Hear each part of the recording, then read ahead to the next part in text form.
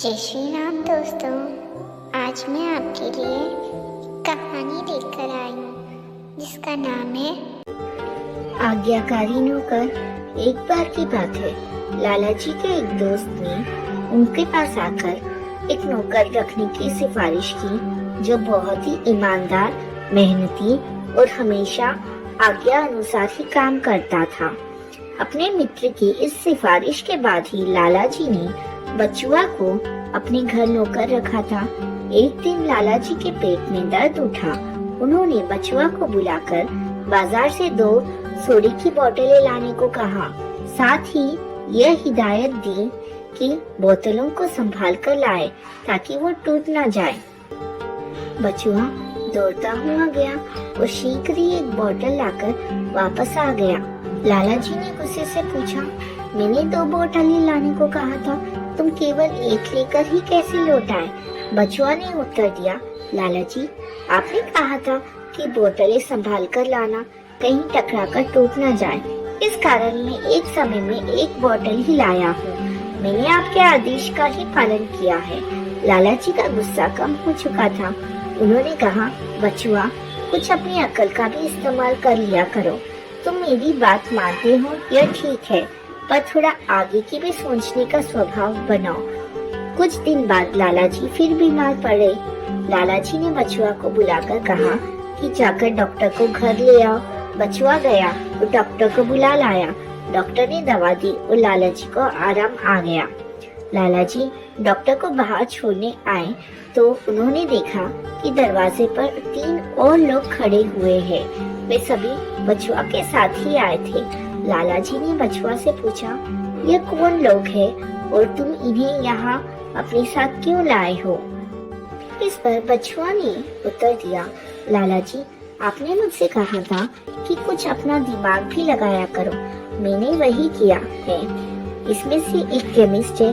मैंने सोचा यदि डॉक्टर ने बाहर से मंगाने के लिए कोई दवाइयाँ लिखी है तो यह तुरंत ले आएगा। दूसरा व्यक्ति एक वकील है। अगर डॉक्टर कहता कि अब आपके पास थोड़ा ही समय बचा है तो निश्चय ही आप अपनी जायदाद की वसीयत करना चाहते। वही सोचकर मैं वकील साहब को भी साथ ही ले आया। पर तीसरा व्यक्ति कौन है और तुमने इसे साथ क्यों लाए हो? लाला जी ने पूछा। बचुआ ने बड़ी शांति से उत्तर दिया, लाला जी, मैं अब बहुत आगे की सोचने लगा हूँ। यह भी हो सकता है कि आपका रोग घातक हो और आपकी मृत्यु हो जाए। यह तीसरा व्यक्ति पुरोहित है जो अंतिम क्रियाक्रम कराता है। लाला जी एकदम चकित रह गए। उन्हें गुस्सा आया, पर शीघ्र ही उन्हें बचुआ की दूरदर्शिता पर हंसी आ गई। बचुआ पर गुस्सा होने के बजाय उन्होंने एक 20 रुपए का नोट निकालकर उसे दे दिया और कहा, बचुआ, तुम चुपचाप बहुत आगे की सोचने लगे हो, जाकर जलेबी खा लो। इस कहानी से यह स्पष्ट होता है कि सिर्फ आदेशों का पालन करना ही पर्याप्त नहीं होता, बल्कि भविष्य की संभावनाओं पर भी ध्यान देना चाहिए। बचुआ की दूरदर्शिता और योजनाबद्ध सोच ने उसे लाला जी की नजरों में एक खास स्थान दिलाया। यह कहानी हमें यह सिखाती है कि सोचने और समझने की क्षमता हमें जीवन में बेहतर निर्णय लेने में मदद करती है। दोस्तों, इस कहानी से हमें यह सीखने को मिलता है कि केवल आदेशों का पालन करना ही पर्याप्त नहीं है, बल्कि उसे समझदारी और दूरदर्शिता के साथ पूरा करना भी महत्वपूर्ण है। इस तरह की सोच हमें जीवन की विभिन्न परिस्थितियों में बेहतर निर्णय लेने में मदद करती है और हमें अधिक प्रभावी बनाती है। जय श्री कृष्णा। राधे राधे। संसार का मधुरतम संगीत। एक बार की बात है, सूरजपुर गांव के राजा सूरजमल एक बहुत ही बुद्धिमान और हंसमुख व्यक्ति थे। पहेलियों में वो बातें किया करते थे और उनका मंत्री भी उनकी सारी बातें खूब समझता था। एक दिन बादशाह ने अपने मंत्रियों के साथ बैठ जिंदगी की समस्याओं के बारे में विचार विमर्श कर रहे थे। तभी सहसा उसने मंत्रियों से पूछा, संसार का मधुरतम संगीत किस चीज का है? एक मंत्री ने कहा बांसुरी का, तो दूसरे ने कहा नहीं, सितार का संगीत कानों को सबसे अधिक भाता है। तीसरे ने कहा मेरे विचार से वायलिन का संगीत। इसी प्रकार एक लंबा विवाद चल पड़ा। इस सारे विवाद के बीच मंत्री चुपचाप रहा। कई दिन बीत गए। उसके पश्चात उस मंत्री ने एक भव्य दावत का आयोजन किया।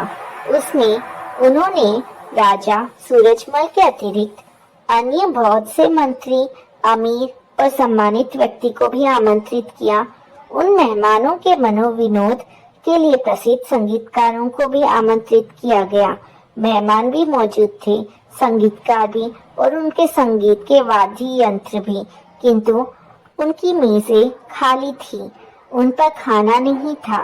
वो लोग जो पूर्वी परंपराओं से परिचित थे जानते हैं कि पूर्व में मेहमानों के लिए सदा नाना प्रकार के भोजन परोसे जाते हैं और भोजन इतनी मात्रा में बनाया जाता है कि मेहमानों के पेट भरने के बाद भी बच जाता है। मेजों से खाना गायब था, किंतु मेहमान लज्जा के कारण कुछ पूछ नहीं सकते थे। रात के 12 बज गए। मेहमानों को भूख से बुरा हाल था, किंतु होठ मौन थे। अंत में मंत्री ने अपने रसोइये को इशारा किया और वह भोजन का एक बड़ा बर्तन लेकर उपस्थित हुआ। फिर उसने बड़े चम्मच से बर्तन को बजाया। सब मेहमानों के चेहरे पर रौनक आ गई। वे खिल उठे।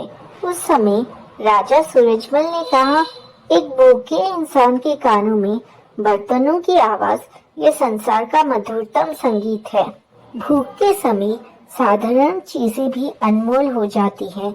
दोस्तों, ये कहानी हमें यह सिखाती है कि वास्तविक खुशी और संतोष के लिए हमें बाहरी चीजों से ज्यादा महत्वपूर्ण अपनी प्राथमिकताओं और आवश्यकताओं को समझना चाहिए। जय श्री कृष्णा। राधे राधे। दयालु भोला हाथी। एक बार की बात है, एक जंगल में एक हाथी रहता था जिसका नाम भोला था। वो बहुत ही दयालु था। भोला हाथी ने जंगली रास्ते पर गिरे हुए पेड़ों को रास्ते से हटाने का काम ले रखा था। बारिश और तेज आंधी की वजह से बहुत से पेड़ रास्ते पर गिर गए थे और उन्होंने रास्ते को बंद कर दिया था। भोला ने गिरे हुए पेड़ों को अपनी मजबूत सूंड से पकड़कर हटा दिया और उन्हें साइड में कर दिया था। अब वो उन्हें एक गड्ढा बनाकर एक बड़े गड्ढे में डालकर अपना काम खत्म करने जा रहा था। भोला हाथी का यह काम देखकर उसके पास ही खड़ा उसका साथी कालू भालू खुशी से बोला, शाबाश भोला, अपना काम खत्म कर ताकि हम जाकर अपनी मजदूरी ले सके और मजे कर सके।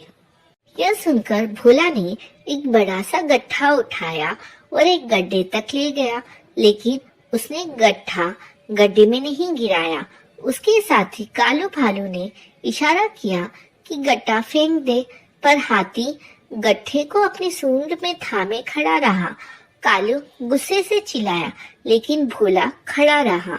आखिर परेशान होकर कालू आगे बढ़ा और उसने गड्ढे के भीतर झांका तो उसे भोला हाथी के इस व्यवहार का कारण पता लगा। नीचे गड्ढे में एक हिरन का छोटा सा बच्चा मौजूद था। वो शायद उस गड्ढे में गिर गया था, लेकिन वो निकलने में असमर्थ था। भोला हाथी ने तुरंत ही अपनी सूंड में दबे लकड़ी के गड्ढे को एक तरफ रखा और अपनी सूंड से हिरन के बच्चे की तरफ बढ़ा दी। हिरन का बच्चा सूंड का सहारा पाकर उस गड्ढे से बाहर निकल आया। कालू भालू भोला की यह दयालुता देखकर उसे सराहे बिना ना रह सका। दोस्तों, इस कहानी से हमें यह सीख मिलती है कि दयालुता और सहानुभूति का सही समय पर किया गया कार्य किसी की जिंदगी बदल सकता है। हमें अपने आसपास की समस्याओं को समझने और दूसरों की मदद करने का प्रयास करना चाहिए। जय श्री कृष्णा। राधे राधे। चींटी की टोपी। एक गांव में एक पेड़ के नीचे बहुत सी चींटी एक सुरंग बनाकर रहती थी। उनकी रानी चींटी बहुत शान से रहती थी। बाकी सभी चींटियां भी उनको बहुत ध्यान रखती थी। वे उनके लिए खाना लाती थी। एक दिन रानी चींटी अपनी सुरंग के बाहर घूम रही थी। तभी उसने देखा एक छोटा सा बच्चा सिर पर टोपी लिए घूम रहा है। रानी चींटी कहती है, तुम सभी चींटियां सुन लो, मुझे एक सुंदर सी टोपी चाहिए। गांव के दर्जी से पूछकर आओ, क्या वो मेरे लिए टोपी बना देगा? यह बात सुनकर कुछ चींटियां दर्जी से पूछने जाती है। तब दर्जी कहता है कि वो टोपी बना लेगा, लेकिन अपनी रानी चींटी के सिर का नाप लेकर आना है तुम्हें। चींटियां वापस आकर रानी चींटी को सारी बात बताती है। तब रानी चींटी कहती है, उससे कहो वो कल मेरा नाप लेने आए। इस पर दर्जी मना कर देता है, क्योंकि उसके पास इतना छोटा फीता नहीं था। रानी चींटी यह बात सुनकर उदास हो जाती है। उसे देखकर बाकी सारी चींटियां भी परेशान हो जाती है। फिर वे एक ऐसे दर्जी की तलाश में जाती है जो रानी चींटी के लिए हैट बना सके, लेकिन उन्हें कोई नहीं मिलता। इधर रानी चींटी को कुछ नहीं अच्छा लग रहा था। वो खाना भी कम खा रही थी। वो दिन भर अपनी सुरंग में आईने के सामने बैठी रहती और कहती, काश कोई मेरे लिए सुंदर सी टोपी बना दे। वहीं पास में दूसरे बिल में एक चूहा रहता था। वो रानी चींटी की बात सुन लेता है। चूहा उसके पास जाता है और कहता है, बहन चिंता मत करो, मेरी पत्नी तुम्हारे लिए टोपी बना देगी। यह सुनकर रानी चींटी बहुत खुश हो जाती है। इधर चूहा अपनी चूहिया से इस बारे में बात करता है। चूहिया अपनी पूंछ से रानी चींटी के सिर का नाप ले लेती है और फिर एक सुंदर सी टोपी बनाकर दे देती है। रानी चींटी उस टोपी को देखकर बहुत खुश होती है। उसे देखकर सभी चींटियां भी खुश हो जाती है। रानी चींटी कहती है, आप दोनों ने मेरी इच्छा पूरी की है। अगर मैं आपके कोई काम आ सकूं तो मेरी सारी चींटियां आपकी सेवा में हाजिर है। तब चूहा कहता है, नहीं बहन, हमने ये सब अपनी मर्जी से किया है। इस पर रानी चींटी कहती है, वैसे आपको कभी भी हमारी जरूरत हो तो हमें आपके लिए अपनी जान भी दे देंगे। कुछ दिन बाद गांव में बहुत तेज बारिश होती है। चूहा, चूहिया और सारी चींटियां पेड़ के ऊपर चढ़ जाती है।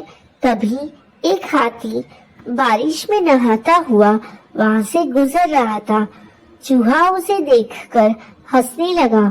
उस हाथी को लगा कि यह चूहा उसका मजाक उड़ा रहा है, इसलिए उसने पेड़ पर जोरदार टक्कर मारी, जिससे चूहा और चूहिया नीचे गिर गए। दूर से चींटियां ये सब देख रही थी। हाथी जैसे ही अपने पैर के नीचे उन्हें कुचलने के लिए आगे बढ़ा, तब कुछ चींटियां हाथी के सूंड में घुस गईं और उसे इधर उधर काटने लगी। इस वजह से हाथी सब भूलकर सूंड को इधर उधर हिलाने लगा। इसी बीच मौका पाकर चूहा और चूहिया वहां से भाग जाते हैं और छिपकर उसी पेड़ पर बैठ जाते हैं। हाथी के सूंड में से चींटियां अब निकलकर जल्दी से पेड़ पर चढ़ जाती हैं। हाथी जब देखता है कि चूहा चूहिया भाग गए तो वो उन्हें इधर उधर ढूंढने लगता है। कुछ देर बाद वो वापस जंगल में चला जाता है। चूहा कहता है, आपका बहुत धन्यवाद। अगर आप हमारी मदद नहीं करते तो हम दोनों आज मर चुके होते। इस पर रानी चींटी कहती है, आपने भी तो मेरे लिए बहुत कुछ किया है। और इस तरह चूहा, चूहिया और चींटियां सब मिलकर रहने लगते हैं। बहुत समय पहले की बात है। एक बड़े घर में सैकड़ों चूहा रहते थे। वो अपना पेट भरने के लिए पूरे घर में टहलते थे। सभी चूहे हंसी खुशी अपना पेट भर लिया करते थे। उनकी जिंदगी बड़े आराम से कट रही थी। अचानक एक दिन उस घर में शिकार करने के लिए कहीं से एक बिल्ली आ गई। बिल्ली को देखते ही सारे चूहे तेजी से अपने अपने बिल में छिप गए। उसने देखा कि उस घर में तो बहुत सारे चूहे हैं। उसने यहीं रहने का मन बना लिया। अब बिल्ली उसी घर में रहने लगी। जब भी उसे भूख लगती तो बिल्ली अंधेरे में जाकर छिप जाती थी। जब चूहे बाहर निकलते तो बिल्ली उन पर झपट्टा मारकर खा जाती थी उन्हें। ऐसा रोज होने लगा। धीरे धीरे चूहों की संख्या कम होने लगी थी। अब चूहों में दहशत फैल गई थी। इस समस्या का हल निकालने के लिए चूहों ने एक सभा बुलाई। सभा में सभी चूहे मौजूद थे। सभी ने कई सुझाव दिए ताकि बिल्ली के आतंक को रोका जा सके और उसका शिकार बनने से चूहे बचे रहे। किसी का सुझाव ऐसा नहीं था जिससे बिल्ली का आतंक रोका जा सके। सभी चूहे बैठे ही थे कि अचानक से एक बूढ़े चूहे ने सुझाव दिया। उसने कहा कि हम बिल्ली से बच सकते हैं, लेकिन उसके लिए एक घंटी और धागे की जरूरत पड़ेगी। बूढ़े चूहे ने कहा कि हम बिल्ली के गले में घंटी बांध देंगे और जब वो आएगी तो घंटी बजने से हमें खतरे के बारे में पता चल जाएगा। खतरा जानने के बाद हम लोग वहाँ से भागकर अपने बिल में छिप जाएंगे। इससे हम लोग बिल्ली का शिकार बनने से बचे रह सकते हैं। सभी चूहे खुशी से झूमने लगे। सबने नाचना शुरू कर दिया और खुश होने लगे कि अब तो वो बिल्ली के खतरे से बचे रहेंगे। सभी चूहे खुशियां मना रहे थे। तभी अचानक से वह अनुभवी चूहा उठ खड़ा हुआ। उसने सभी चूहों को जोर से डांट लगाई और कहा कि चुप रहो, तुम सब मूर्ख हो। उसके बाद अनुभवी चूहे ने कहा, वो सुनकर सभी का मुंह उतर गया। चूहे ने कहा कि वो सब तो ठीक है, लेकिन जब तक बिल्ली के गले में घंटी नहीं बंधेगी तब तक हम सुरक्षित नहीं हैं। अब तुम सब पहले ये बताओ कि आखिर बिल्ली के गले में घंटी बांधेगा कौन? सभी चूहे एक दूसरे की तरफ देखने लगे। सभा में सन्नाटा छा गया था। सभी चूहे निराश हो गए। इसी बीच बिल्ली के आने की आहट पाते ही सभी चूहे भागकर अपने अपने बिल में जाकर छिप गए। दोस्तों, इस कहानी से हमें यह सीख मिलती है कि सिर्फ योजना बना लेने भर से ही आप कामयाब नहीं हो जाते हैं। उस योजना को लागू करने के बारे में भी सोचना चाहिए। उससे पहले जश्न मनाना बेकार है। एक समय की बात है, एक जंगल में नदी किनारे एक पेड़ पर कबूतर रहता था। उसी जंगल में एक दिन कहीं से एक मधुमक्खी भी गुजर रही थी। अचानक से वह एक नदी में जा गिरी। उसके पंख गीले हो गए। उसने बाहर निकलने के लिए बहुत कोशिश की, लेकिन वह नहीं निकल सकी। जब उसे लगा कि वह अब मर जाएगी, तो उसने मदद के लिए चिल्लाना शुरू कर दिया। तभी पास के पेड़ पर बैठे कबूतर की नजर उस पर पड़ गई। कबूतर ने उसकी मदद करने के लिए तुरंत पेड़ से उड़ान भर ली। कबूतर ने मधुमक्खी को बचाने के लिए एक तरकीब सोची। कबूतर ने एक पत्ते को अपनी चोंच में पकड़ा और उसे नदी में गिरा दिया। वो पत्ता मिलते ही मधुमक्खी उस पर बैठ गई। थोड़ी ही देर में उसके पंख सूख चुके थे। अब वो उड़ने के लिए तैयार हो गई। उसने कबूतर को जान बचाने के लिए धन्यवाद बोला। उसके बाद मधुमक्खी वहां से उड़कर चली गई। इस बात को कई दिन बीत चुके थे। एक दिन वही कबूतर गहरी नींद में सो रहा था और तभी एक लड़का उस पर गुलेल से निशाना लगा रहा था। कबूतर गहरी नींद में था, इसलिए वह इस बात से अनजान था। लेकिन उसी समय वहां से एक मधुमक्खी गुजर रही थी, जिसकी नजर उस लड़के पर पड़ गई। यह वही मधुमक्खी थी जिसकी कबूतर ने जान बचाई थी। मधुमक्खी तुरंत लड़के की ओर उड़ गई और उसने जाकर सीधे लड़के के हाथ पर डंक मार दिया। मधुमक्खी के काटते ही लड़का तेजी से चिल्ला पड़ा। उसके हाथ से गुलेल दूर जाकर गिरी। लड़के के चिल्लाने की आवाज सुनकर कबूतर की नींद खुल गई। वो मधुमक्खी के कारण सुरक्षित बच गया था। कबूतर सारा माजरा समझ गया था। उसने मधुमक्खी को जान बचाने के लिए धन्यवाद बोला और दोनों जंगल की ओर उड़ गए। दोस्तों, इस कहानी से यह सीख मिलती है कि हमें मुसीबत में फंसे व्यक्ति की मदद जरूर करनी चाहिए। इससे हमें भविष्य में इसके अच्छे परिणाम जरूर मिलते हैं। एक बार की बात है, सीतापुर गांव में जीन धन नाम का एक बनिया रहता था। उसका काम कुछ अच्छा नहीं चल रहा था, इसलिए उसने धन कमाने के लिए विदेश जाने का फैसला किया। उसके पास कुछ ज्यादा पैसे या कोई कीमती वस्तु नहीं थी, सिर्फ उसके पास एक लोहे का तराजू था। उसने वो तराजू साहूकार को धरोहर के रूप में दे दिया और बदले में कुछ रुपये ले लिए। जीन धन ने साहूकार से कहा कि वो विदेश से लौटकर अपना उधार चुकाकर तराजू वापस ले लेगा। जब 2 साल बाद वो विदेश से लौटा तो उसने साहूकार से अपना तराजू वापस मांगा। साहूकार बोला कि वो तराजू तो चूहों ने खा लिया। जीन धन समझ गया कि साहूकार की नीयत खराब हो गई है और वो तराजू वापस करना नहीं चाहता। तभी जीन धन के दिमाग में एक चाल सूझी। उसने साहूकार से कहा कि कोई बात नहीं, अगर तराजू चूहे ने खा लिया है तो इसमें तुम्हारी कोई गलती नहीं है, सारी गलती उन चूहों की है। थोड़ी देर बाद उसने साहूकार से कहा कि दोस्त, मैं नदी में नहाने जा रहा हूँ, तुम अपने बेटे धनदेव को भी मेरे साथ भेज दो, वो भी मेरे साथ नहा आएगा। साहूकार जीन धन के व्यवहार से बहुत खुश था, इसलिए उसने जीन धन को सज्जन पुरुष जानकर अपने बेटे को उसके साथ नहाने के लिए नदी पर भेज दिया। जीन धन ने साहूकार के बेटे को नदी से कुछ दूर ले जाकर एक गुफा में बंद कर दिया। उसने गुफा के दरवाजे पर बड़ा सा पत्थर रख दिया, जिससे साहूकार का बेटा बचकर भाग न पाए। साहूकार के बेटे को गुफा में बंद करके जीन धन वापस साहूकार के घर आ गया। उसे अकेला देखकर साहूकार ने पूछा कि मेरा बेटा कहाँ है? जीन धन बोला कि माफ करना दोस्त, तुम्हारे बेटे को चील उठाकर ले गई। साहूकार हैरान रह गया और बोला कि ये कैसे हो सकता है? चील इतने बड़े बच्चे को कैसे उठा ले जा सकती है? जीन धन बोला, जैसे चूहे लोहे के तराजू को खा सकते हैं, वैसे ही चील भी बच्चे को उठाकर ले जा सकती है। अगर बच्चा चाहिए तो तराजू लौटा दो। जब साहूकार ने देखा कि उसके ऊपर मुसीबत आई है, तब साहूकार को अकल आई। उसने जीन धन को तराजू वापस कर दिया और जीन धन ने साहूकार के बेटे को आजाद कर दिया।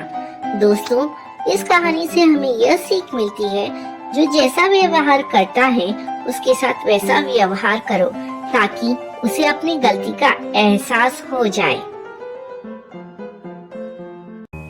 एक बार की बात है, किसी नदी के किनारे एक शहर बसा हुआ था। एक बार वहाँ बहुत बारिश हुई, जिससे नदी ने अपना रास्ता बदल लिया। इससे शहर में पानी की कमी होने लगी, यहाँ तक कि लोगों के लिए पीने तक का पानी ना रहा। धीरे धीरे लोग उस शहर को छोड़कर जाने लगे और एक वक्त ऐसा आया जब पूरा शहर खाली हो गया और वहाँ सिर्फ चूहे ही रह गए। चूहों ने वहाँ अपना राज्य बसा लिया। एक बार वहाँ की जमीन से पानी का एक स्रोत फूटा और वहाँ एक बड़ा सा तालाब बन गया। दूसरी ओर उस शहर से कुछ ही दूर पर एक जंगल था, जहाँ कई जंगली जानवर रहते थे। उन जानवरों के साथ कई हाथी भी वहाँ रहते थे, जिनका राजा था गजराज नाम का हाथी। एक बार की बात है, वहाँ भयानक सूखा पड़ गया। सभी जानवर पानी के लिए हाहाकार मचाने लगे। भारी भरकम हाथियों की भी बुरी हालत हो गई। हाथियों के बच्चे बिना पानी के परेशान होने लगे थे। इतने में गजराज के दोस्त चील वहाँ आया और उसने खबर दी कि खंडर बने शहर में एक पानी का तालाब है। यह सुनते ही हाथी अपने बच्चों और बाकी साथियों को लेकर शहर की तरफ चल पड़ा। कई हाथी उस ओर चल पड़े। रास्ते में चूहों का शहर भी पड़ा। उन विशाल हाथियों के पैरों तले कई चूहे दबकर मर गए। इतना ही नहीं, हाथी फिर उसी रास्ते से वापस आए और कई और चूहे मारे गए। ऐसा कई दिनों तक चलता रहा। और इस बात की खबर चूहों के राजा मूषक राज तक भी पहुंची। वो इस बात को लेकर बहुत चिंतित हुआ। उसके मंत्रियों ने मूषक राज को कहा, महाराज, आपको जाकर गजराज से इस बारे में बात करनी चाहिए। उनकी बात सुनकर मूषक राज गजराज के जंगल उससे बात करने गया। एक बड़े से पेड़ के नीचे गजराज खड़ा था। मूषक राज वहां सामने पड़े एक बड़े से पत्थर पर चढ़ गया और कहने लगा, महाराज को मेरा नमस्कार। मैं मूषक राज हूँ। मैं उस खंडहर बने शहर में अपनी प्रजा के साथ रहता हूँ। हाथी को मूषक राज की बात ठीक से सुनाई नहीं दे रही थी। वो थोड़ा नीचे झुका और चूहे की तरफ अपने कान करके बोला, हे नन्हे प्राणी, आप कुछ कह रहे थे, क्या आप फिर से कहेंगे? यह सुनकर मूषक राज ने फिर से अपनी बात दोहराई। मैं मूषक राज हूँ। मैं उस खंडहर बने शहर में अपनी प्रजा के साथ रहता हूँ। आप और आपके अन्य हाथी मित्र जब भी तालाब की ओर जाते हैं तो कई चूहे आपके पैरों तले दबकर मर जाते हैं।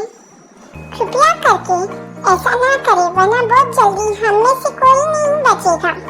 यह सुनने के बाद गजराज दुखी होकर बोला, मुझे पता ही नहीं था कि हम इतना बुरा कर रहे थे। हम तालाब तक जाने के लिए कहीं और रास्ता ढूंढेंगे। यह सुनते ही चूहा बहुत खुश हुआ और बोला, गजराज, आपने मुझे से छोटे से प्राणी की बात सुनी। मैं आपका आभारी हूँ। भविष्य में कभी भी अगर आपको किसी मदद की जरूरत हो तो मुझे जरूर बताएं। गजराज ने मन में सोचा कि यह इतना छोटा सा जीव मेरे किस काम आएगा, इसलिए उसने चूहे को मुस्कुराकर विदा किया। कुछ दिनों तक सब कुछ ठीक चल रहा था कि एक बार पड़ोसी देश के राजा ने अपनी सेना को मजबूत करने के लिए हाथी रखने का फैसला किया। राजा के मंत्री और उनकी सेना ने जंगल में कई हाथी पकड़े। हाथियों के पकड़े जाने की चिंता गजराज को सताने लगी। एक रात गजराज इसी चिंता में जंगल में टहल रहा था कि अचानक उसका पैर सूखी पत्तियों में छिपाए जाल पर पड़ा और वो जाल में फंस गया। हाथी जोर जोर से चिंगारने लगा, लेकिन कोई उसकी मदद के लिए नहीं आया। इसी बीच एक भैंस ने हाथी की आवाज सुनी। वो गजराज का बहुत आदर सम्मान करता था, क्योंकि एक बार गजराज ने भैंस को गड्ढे से निकालकर उसकी जान बचाई थी। गजराज को जाल में फंसा देख वो बहुत चिंतित हुआ और बोलने लगा, गजराज, मैं आपकी मदद के लिए क्या करूं? अपनी जान देकर भी मैं आपकी मदद करूंगा गजराज। गजराज ने कहा, तुम जल्दी से जाकर उस खंडहर शहर में रहने वाले मूषक राज को मेरी खबर दो। गजराज की बात सुनकर भैंस दौड़ता हुआ मूषक राज के पास पहुंच गया और उसे सारा हाल बताया। मूषक राज ने जैसे ही यह बात सुनी, वो अपनी कई सैनिकों को लेकर भैंस की पीठ पर बैठ गया और गजराज के पास पहुंचा। फिर चूहों ने मिलकर जाल को काटा और गजराज को आजाद कर दिया। इसके बाद गजराज ने मूषक राज को धन्यवाद कहा। सभी खुशी खुशी रहने लगे। गजराज और मूषक राज की दोस्ती भी गहरी हो गई। बच्चों, इस कहानी से हमें यह सीख मिलती है कि कोई भी प्राणी छोटा नहीं होता। जरूरत होती है तो बस प्यार और विश्वास की। आपसी प्यार हर तरह के दुखों को दूर कर सकता है।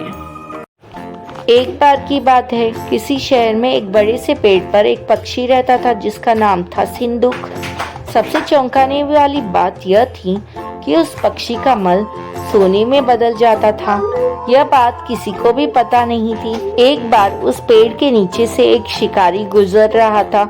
शिकारी उस पेड़ के नीचे आराम करने के लिए थोड़ी देर बैठ गया। आराम कर ही रहा था कि इतने में सिंदूक पक्षी ने उसके सामने मल त्याग कर दिया। जैसे ही पक्षी का मल जमीन पर पड़ा, वो सोने में बदल गया। यह देखते ही शिकारी बहुत खुश हुआ और उसने उस पक्षी को पकड़ने के लिए जाल बिछाया। सिंदूक जाल में फंस गया और शिकारी उसे अपने घर ले आया। पिंजरे में बंद सिंदूक को देख शिकारी को चिंता सताने लगी कि अगर राजा को इस बारे में पता चला तो वो न सिर्फ सिंदूक को दरबार में पेश करने को कहेंगे, बल्कि मुझे भी सजा देंगे।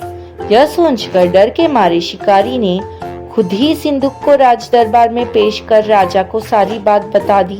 राजा ने आदेश दिया कि सिंदूक को सावधानी से रखा जाए और उसे अच्छे से खाना खिलाया जाए। यह सब सुनने के बाद मंत्री ने राजा को कहा, आप इस बेवकूफ शिकारी की बात पर भरोसा मत कीजिए। कभी ऐसा होता है क्या कि कोई पक्षी सोने का मल त्याग करे?